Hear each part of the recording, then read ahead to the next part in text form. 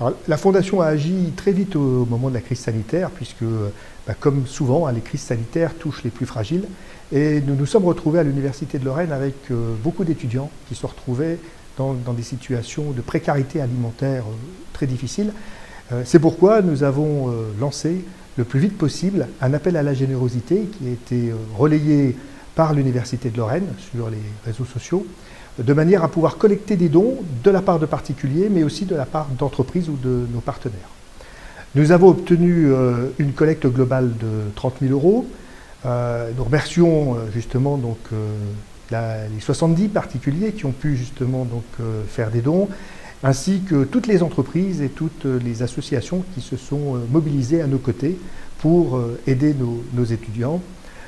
Et nous allons d'ailleurs très probablement relancer une campagne car malheureusement la crise est toujours présente et nous avons toujours des étudiants qui sont en situation de forte précarité.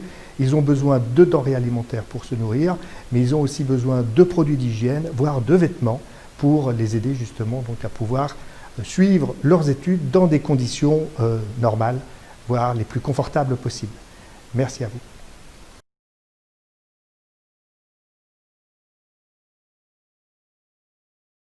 Une Agorae, c'est une épicerie sociale et solidaire, par les étudiants et pour les étudiants. Alors, pendant la crise sanitaire, pour l'Agorae de Nancy, c'est plus de 11 tonnes de produits distribués, gratuitement aux étudiants. C'est 420 paniers pour les étudiants pendant plusieurs semaines. Et c'est aussi 20 ordinateurs distribués et 20 cartes 4G pour les étudiants pour qu'ils puissent poursuivre leur scolarité normalement. Les étudiants ont principalement besoin de denrées alimentaires, de produits d'hygiène, tout ce qui est savon, shampoing, mais aussi produits d'hygiène pour les femmes, protection hygiénique. Et avec l'hiver qui approche, c'est vrai qu'il y a une demande, il va y avoir une demande notamment de vêtements chauds. Du coup, pour répondre à ces besoins, avec l'aide d'associations, mais aussi avec l'aide qu'on a pu avoir de la Fondation, on a pu renflouer nos stocks pour distribuer ces produits pendant plusieurs mois. Et ce qui nous a permis en fait tout simplement de proposer plus de choses aux étudiants et qui puissent en fait répondre à leurs besoins qui étaient encore plus forts que d'habitude. Ce que FEDER leur demande, ça va être des moyens en fait pour pouvoir encore maintenir les stocks et proposer des produits aux étudiants qui en ont besoin. Ce qu'on aimerait de la Fondation, ce serait, comme ça a pu être le cas auparavant, ça va être de l'aide et du soutien. Et d'ailleurs, on les en remercie pour tout ce qu'ils nous ont apporté.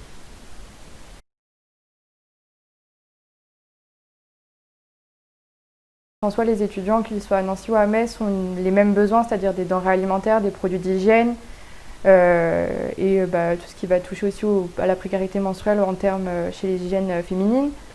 Mais la grande différence qu'il y a eu, ça va être surtout sur l'étendue du territoire de Moselle, qui du coup est séparé entre les campus à Metz, les campus au Technopôle, qui sont écartés quand même entre 15 à 20 minutes en voiture, et la périurbaine, on va dire, Marly, Montigny, Fleury, tous les petits patelins autour.